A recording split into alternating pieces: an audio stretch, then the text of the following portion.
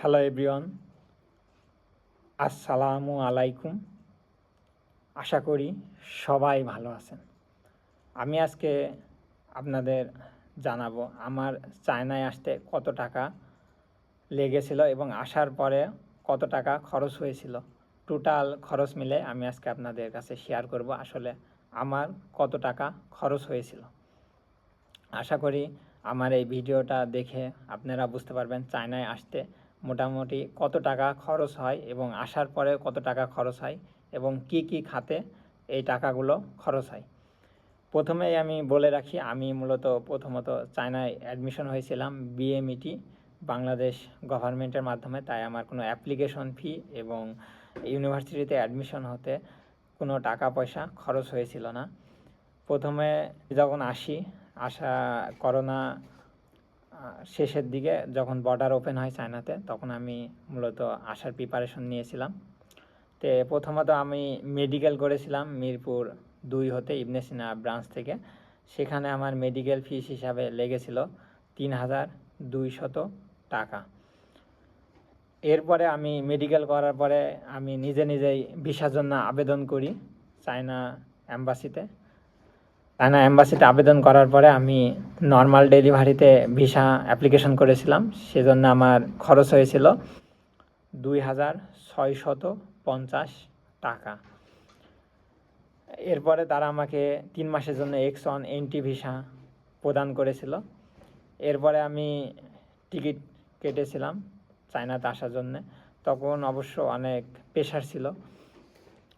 করোনার পরে প্রথম অনেকেই চায়নাতে প্রবেশ করেছিল, সেজন্য ওই সময় টিকিট অ্যাভেলেবল পাওয়া যাচ্ছিল না অবশ্য। তাই আমি সিঙ্গাপুর এয়ারলাইন্সে তখন কেটেছিলাম। 55,000 টাকা খরচ হয়েছিল আমার টিকিট করতে। আমি সিঙ্গাপুর এয়ারলাইন্সের ট্রানজিটে টিকিট করেছিলাম।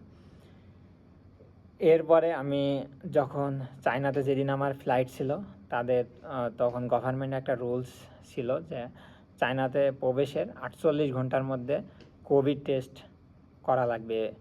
তো আমি কোভিড টেস্ট করেছিলাম, তখন আমার খরচ হয়েছিল 2,100 টাকা। এরপরে আলহামদুলিল্লাহ আমি চীনে চলে আসি। আমার বাংলাদেশে এই পর্যন্ত খরচ ছিল। চীনে আসার পরে আমার যে খরচগুলো হয়েছিল সেগুলো আমি আপনাদের কাছে শেয়ার করতেছি।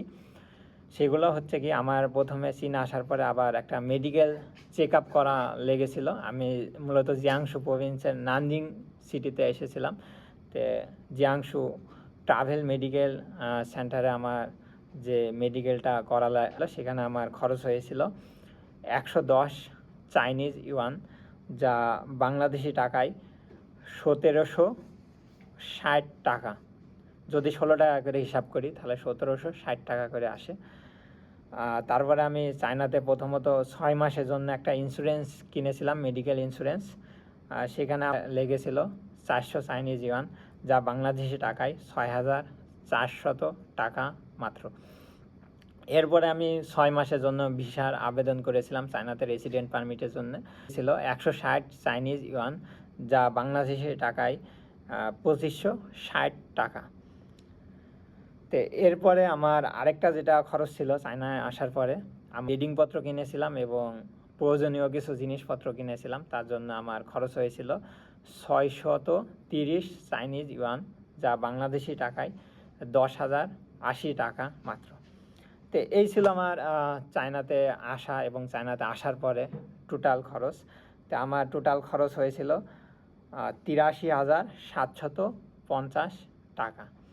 তো আপনারা আশা করি বুঝতে পেরেছেন চায়নাতে আসতে মোট কত টাকা লাগে এবং আসার পরে কি কি খরচ হয়, কোন কোন খাতে খরচ হয় এবং কত টাকা খরচ হতে পারে।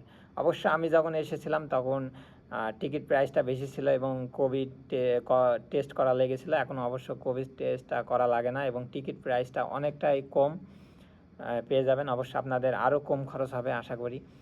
তো যারা সামনে ইনটেকে আসবেন অবশ্যই তারা এই বিষয়গুলো মাথায় রাখবেন যে মূলত চায়নায় আসতে কত টাকা খরচ হয় এবং আসার পরে কি কি স্টেপ থাকে, কি কি খরচ হয়। আশা করি আমার এই ভিডিও থেকে আপনারা বুঝতে পেরেছেন। ইনশাল্লাহ দেখা হবে পরবর্তী ভিডিওতে। সবাই ভালো থাকবেন।